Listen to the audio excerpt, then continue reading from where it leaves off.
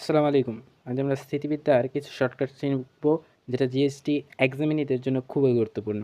যেমন এবিসি এর এবিসি ৩টি সমমুখী সমান্তরাল বল পি, কিউ, আর ক্রিয়া করলে লব্ধি ও বিন্দু হলে, তো ও বিন্দু যদি আমাদের ভরকেন্দ্র হয় তবে P is equal to Q is equal to আর।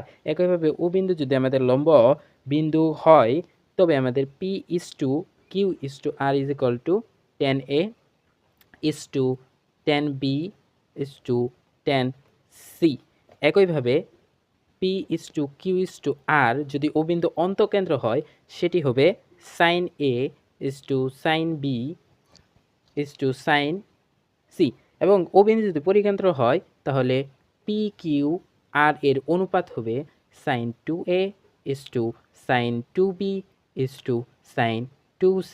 এটি জিএসটি এক্সামিনীদের জন্য খুবই ইম্পর্ট্যান্ট এবং এটি ভর্তি পরীক্ষায় এবার আসতেও পারে।